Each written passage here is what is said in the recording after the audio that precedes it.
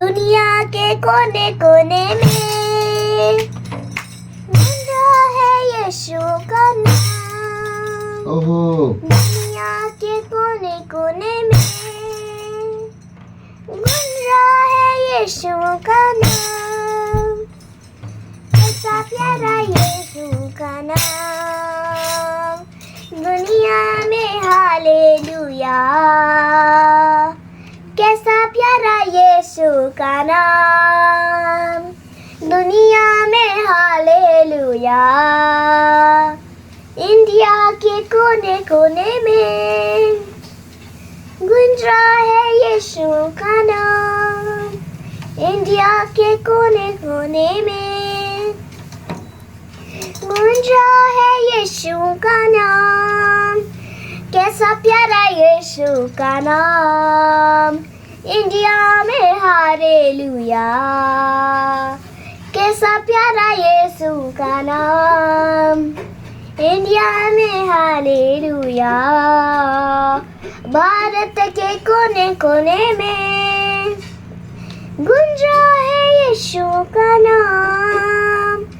भारत के कोने कोने में गूंज रहा है यीशु का नाम। कैसा प्यारा यीशु का नाम, भारत में हालेलुया।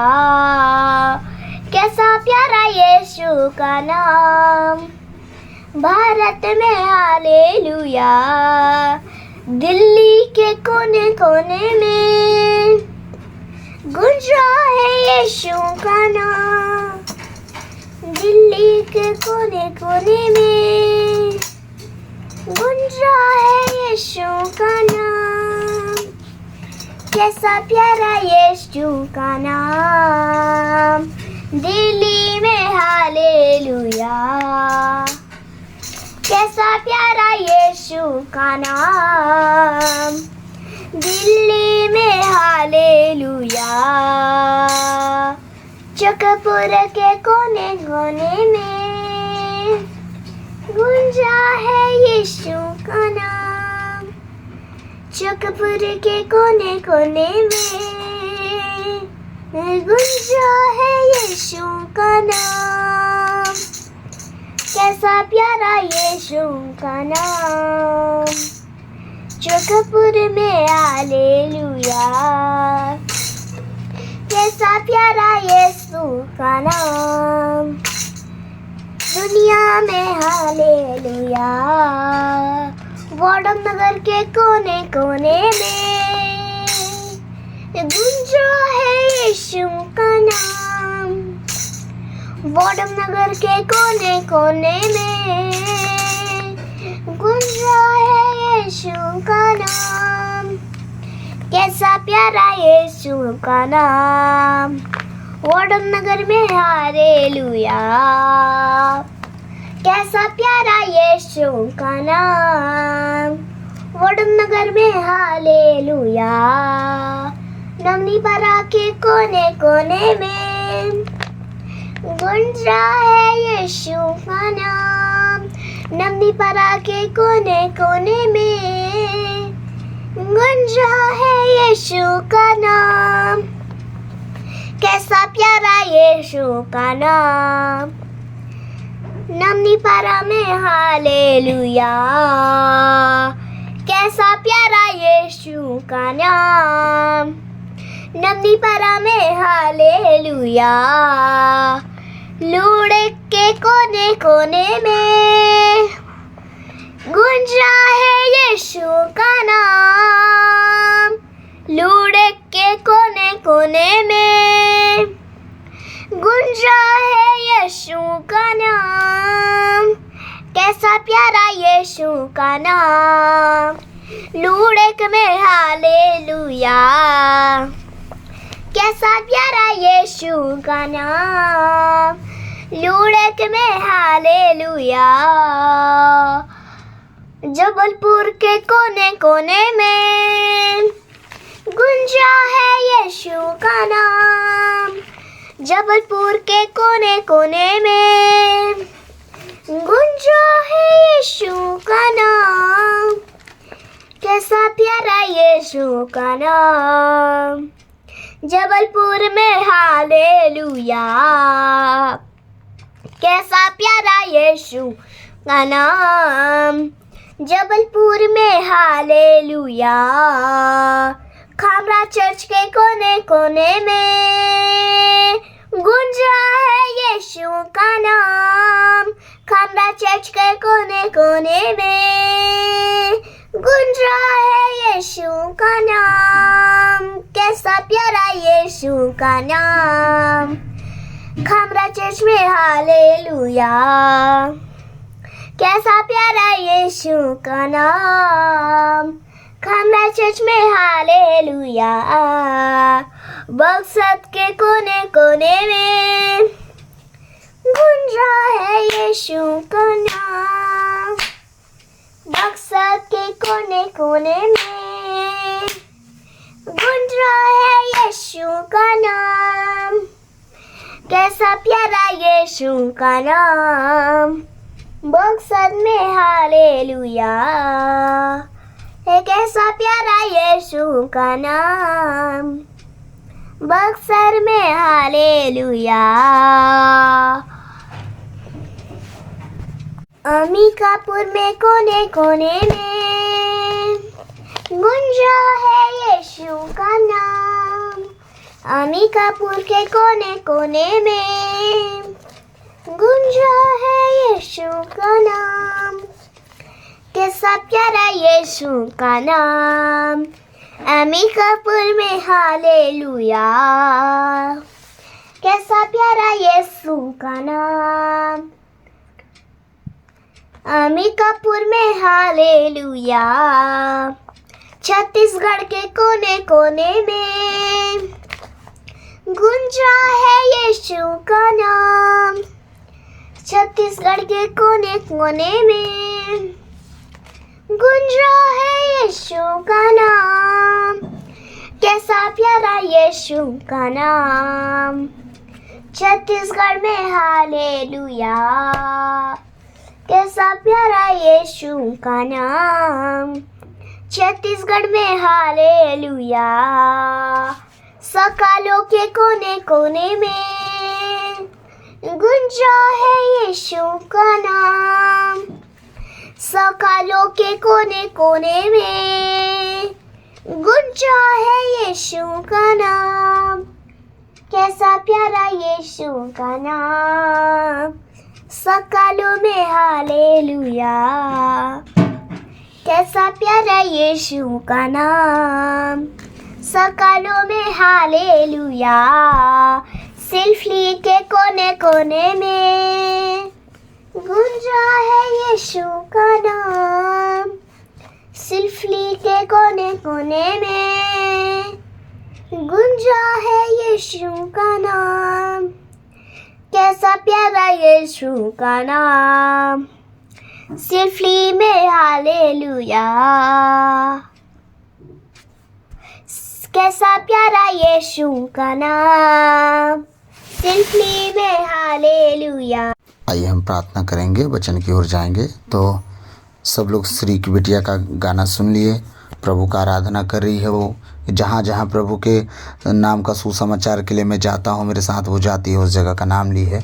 और एक दो जगह छूटे हैं और वो फिर कभी ले लेगी नाम। तो आइए हम प्रभु के वचन की ओर जाएंगे। सर्वशक्तिमान महान परमेश्वर पिता, हम आपको धन्यवाद देते हैं, राजाओं के राजा, प्रभु के प्रभु यीशु मसीह, पिछली रात के लिए, आज के पूरे दिन के लिए, आने वाली साम्राज्य के लिए पिता हम धन्यवाद देते हैं कि आपने हम सबको जीवित, सुरक्षित, अचानक मरी मृत्यु से बचा, उसके लिए लाखों लाख धन्यवाद पिता। आज तक जो भी हमसे मन से, वचन से, कर्म से अपना कर्तव्य पूरा ना करने जो हमसे पाप गुनाह हुआ हो, उसके लिए मैं क्षमा कीजिए, दया कीजिए, कृपा कीजिए, हमें दंड ना दीजिए।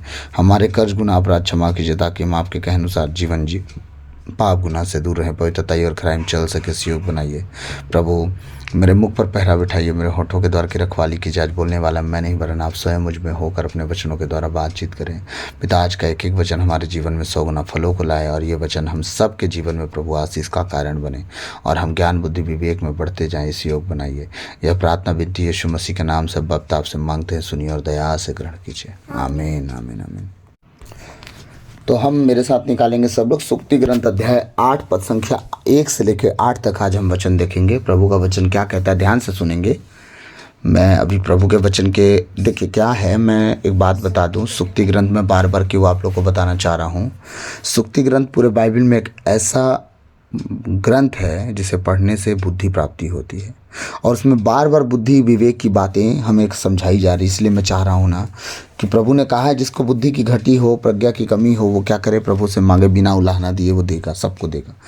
तो हम ज़्यादा से ज़्यादा इस वचन पे फोकस इसलिए कर रहे हैं कि हम जाने अनजाने में प्रभु से प्रज्ञा मांगे ताकि प्रज्ञा वो हमें दे और प्रज्ञा ही से हम धरती पर लोगों में सबसे उठना बैठना जीना बोलना सब सीखते हैं। ठीक है, तो प्रभु का वचन कह रहा है, पहला से वचन देखेंगे सुक्ति ग्रंथ 8 का 1 से 8 तक। प्रज्ञा पुकार रही है अच्छा शब्द लिख दिया है हिंदी में ना, सुबुद्धि आवाज़ दे रही है। ठीक है, प्रज्ञा पुकार रही है, सुबुद्धि आवाज़ दे रही है, वह मार्ग के किनारे की ऊंचाई पर चौराहे पर खड़ी है। क्या कह रहा है प्रभु का वचन, वह मार्ग के किनारे ऊंचाई पर चौराहे पर खड़ी है। कहाँ खड़ी है? चौराहे पर, इधर उधर वो नहीं है, मार्ग के किनारे ऊंचाई पर चौराहे। एक बात समझिएगा, जब चौराहे पे आप खड़े होते हो, मार्ग के किनारे आने जाने वाले लोगों का ध्यान आप पर जाता है। ठीक है, आप रोज खड़े रहोगे, रोज ध्यान जाएगा, फिर एक दिन कहेंगे अरे वो तो वही है। होता है कि नहीं होता है? लड़के घर के नशा करने वाले जब चौक चौराहों पे दुकानों में बैठते हैं तो रोज का अड्डा जब हो जाता है तो क्या कहते हैं घर वाले, वही मिलेगा, वही मिलेगा, वही मिलेगा। जब बुद्धि आपके जीवन में आएगी तो लोग आपके डेरे को अपने आप पहचान लेंगे कि आप कहाँ हो।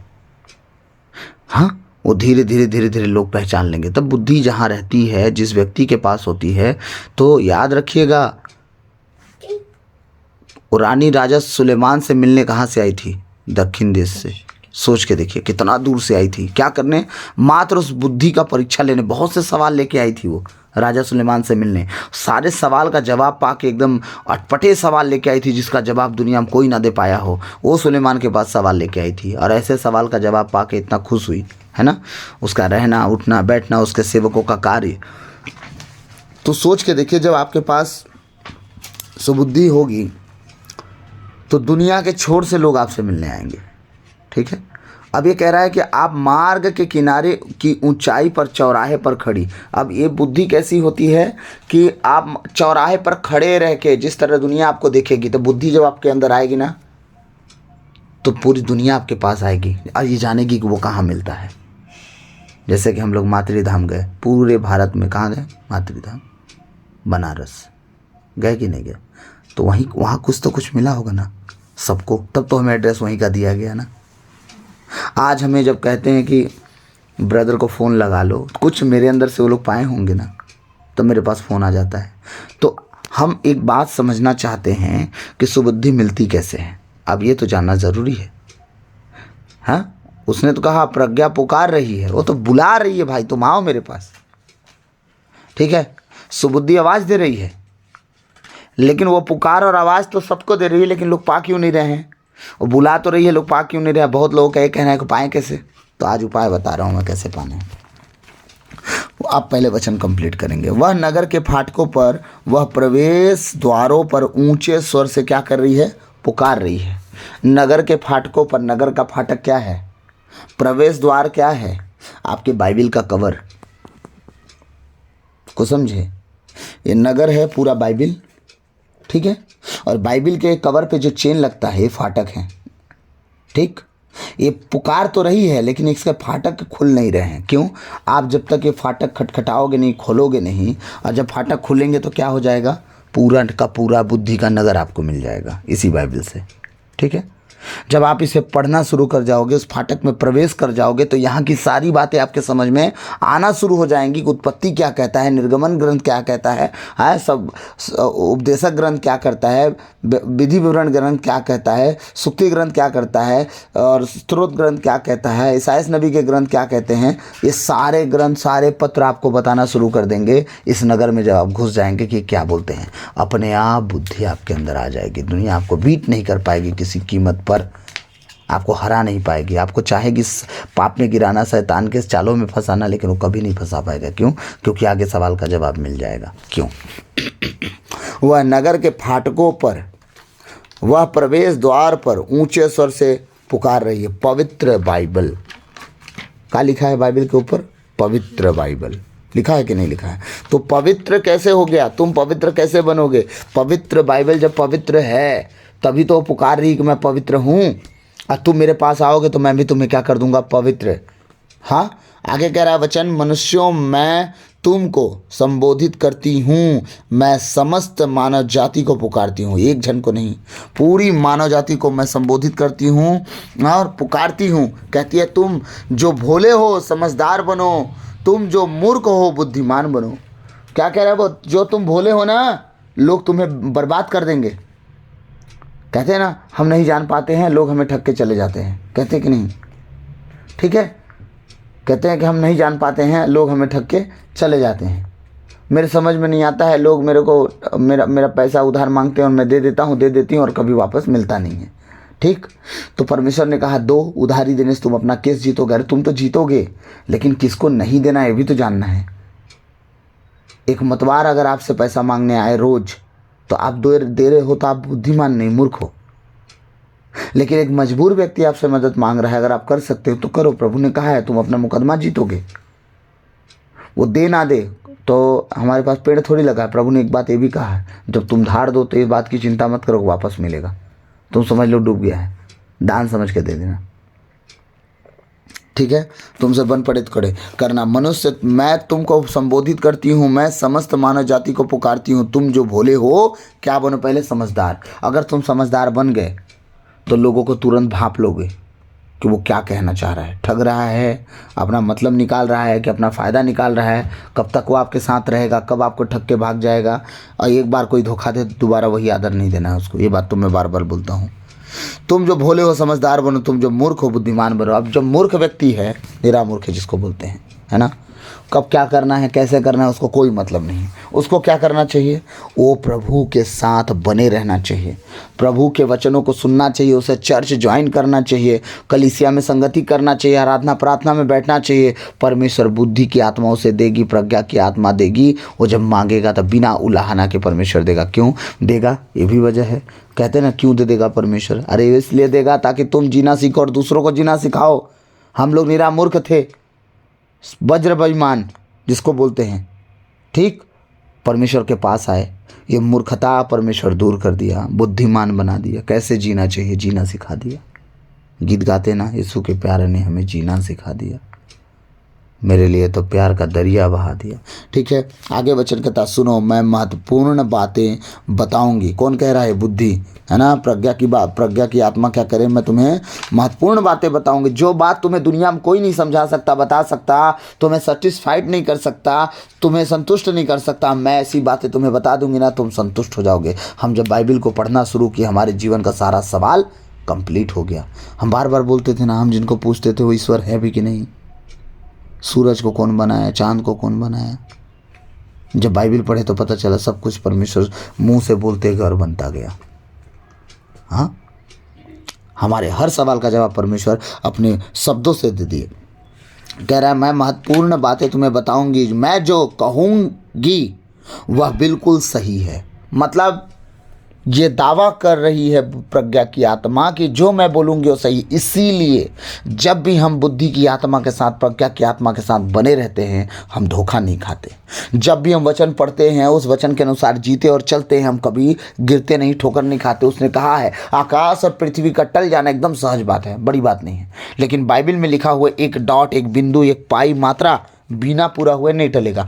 तब हम जब इसे पढ़ते हैं, सुनते हैं, इसके अनुसार चलते हैं, तो ये महत्वपूर्ण बातें जो बताता है वो बिल्कुल सही बताता है और कभी इसमें कोई डाउट है ही नहीं। इस पर चलने वाले कभी गिरे नहीं हैं, हमेशा उठे, भले 10 साल लगाओ, 15 साल लगाओ, 20 साल लगाओ, लेकिन अगर बने रहे हैं तो उनकी चमक उनकी औलादों पर चमका है। दाऊद बना रहा, वो चमका, दाऊद बना रहा, उसका बेटा चमका, दाऊद बना रहा। आने वाली सारी पीढ़ियों के लिए परमेश्वर वादा कर दिया, तेरे गद्दी पर से कोई नहीं उतरेगा, एक न एक बना रहेगा। यीशु मसीह उसके गद्दी पर उतर गया, खुदावन खुद उतर गया उसकी गद्दी पर बैठने के लिए। क्यों? ये जो बोलती है वो सही बोलती है, इसलिए बाइबल की बातों को सुनना चाहिए। क्योंकि मेरा मुख सत्य बोलता है, मुझे कपटपूर्ण बातों से घृणा है। लोग बहुत बुद्धि लगा लगा के बात करते हैं।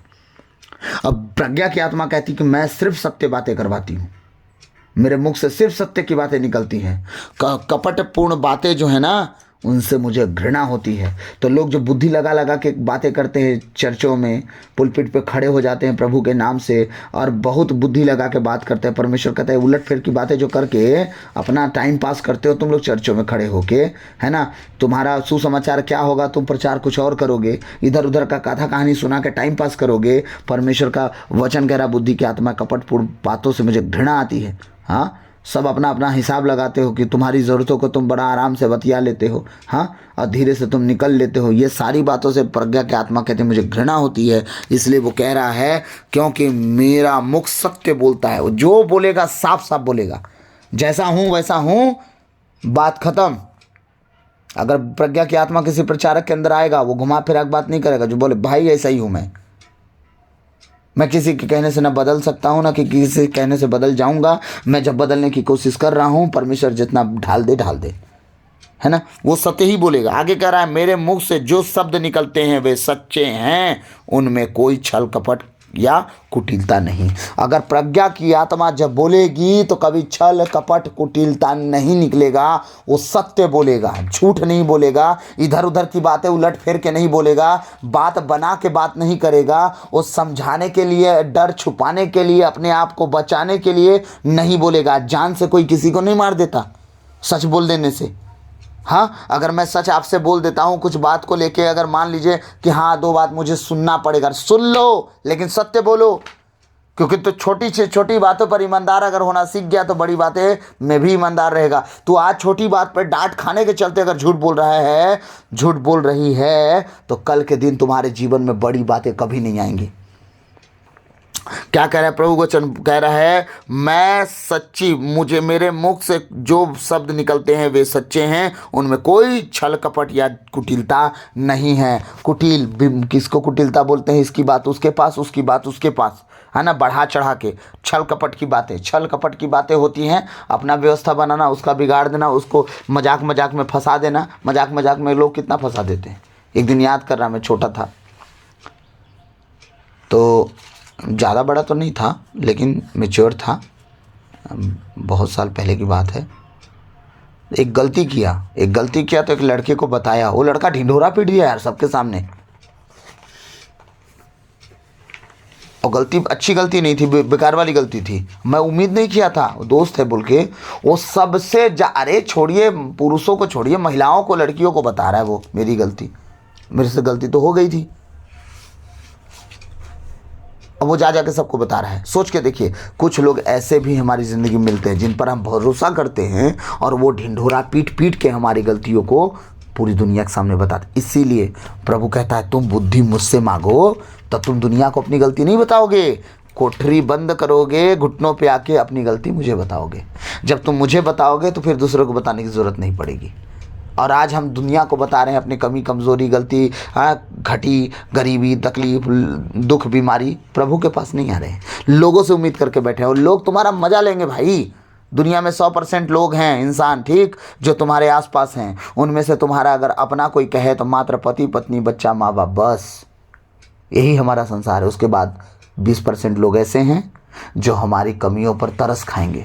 80% 75% लोग ऐसे हैं जो कहेंगे ठीक है हुआ, हमसे क्या मतलब, हुआ तो हुआ, हम क्या करें। वो तुम्हारे दुख से उनको कोई लेना देना नहीं। जो 20% आपके आसपास रहते हैं ना लोग, वो कहेंगे ओ बहुत बेकार हुआ, लेकिन वो आपका घाव नहीं भरेंगे। ठीक है, वो आपको सलाह नहीं देंगे, वो दूर दूर से अंग्रेजी झाड़ के निकल लेंगे। 5% जो बचे लोग हैं, वो लोग में से 1% वो हैं जो आपके माँ बाप, पति पत्नी का रिश्ता, बच्चे बच्चों का रिश्ता, बस, ठीक है। और 4% वो लोग हैं जो सलाह देते फिरेंगे, खाली आपको एडवाइस देंगे, ऐसा करे होते तो ऐसा होता, ऐसा करे होते तो ऐसा होता, लेकिन वो मदद कभी के लिए खड़े नहीं होंगे, चाहे वो रिश्तेदार हों, चाहे वो घर के लोग हों, परिवार के लोग हों। ओ बाबा, मैं ना बैठ के सोच रहा था, आज एक दिन था कि हम अपने परिवार में कैसे घुले मुले रहते थे, ये मेरा बुआ का बच्चा, बुआ है ना, सब अपने आपस में, ये मेरे चाचा, मेरी चाची, मेरे चाचा का लेगा। आज जब बड़े हो गए यार, इतनी भयंकर दुश्मनी कैसे आ गई। यही है हमारा परिवार, बस। फिर हमारे बिना किसी को पानी तक नहीं मिलता था, लेकिन आज इतनी दुश्मन कैसे हो गए। जब हमारी बारी आई तो चाचा चाची का कितना मदद किया भतीजा, है ना, समझिएगा एक बात, क्योंकि वो बड़े रहते हैं ना भाई, चाचा चाची, हाँ, बड़े भाई के बच्चे पहला पैदा हो जाते हैं, तो चाचा अपने दम पर दबका हड़का काम करवा ही लेते हैं सब। लेकिन जब चाचा को भतीजा का कुछ हेल्प करने की बारी आती तो चाचा लोग कहाँ चले जाते हैं यार। जो चाचा अपने भतीजे से मदद ना ले वो तो चलता है कि भाई वो उसको कभी जरूरत ही नहीं पड़ा, वो निकल लिए अपने टाइम से घर छोड़ छाड़ के। लेकिन जो चाचा पूरा पूरा फायदा उठाया है, उसको तो अपने भतीजे के विषय में सोचना चाहिए ना, कि बचपन से लेके बड़े होते तक वो हमारी हर बात सुना, उसके लिए मैं सुनूं, उसके लिए मैं कुछ करूं। लेकिन कहाँ चले जाते हैं, अपने बच्चों परिवार में इतना क्यों गुम हो जाते हैं। यही है असल परिवार। इसलिए मैं आप सबसे विनती करूंगा कि आप अपने परमेश्वर के करीब रहें, वो जीना सिखाएगा और चतुर बनाएगा, भोला भी बनाएगा। लेकिन कब, जब जब जैसा समय होगा। तो प्रभु कहा है कि सांप की तरह चतुर, कबूतर के नाई भोले बनो। तो प्रभु ऐसा ही ये बातें सिखा रहा है। बाकी का वचन मैं आप लोग को कल समझाऊंगा। तो प्रभु आज के इन वचनों के द्वारा हम सबको आशीष दे, भूल चूक माफ, आप बचें, आपका घर घराना बचाया जाए। आमीन। God bless you. क्रूस का चिन्ह पिता पुत्र पितात्मा के नाम पर। आमीन।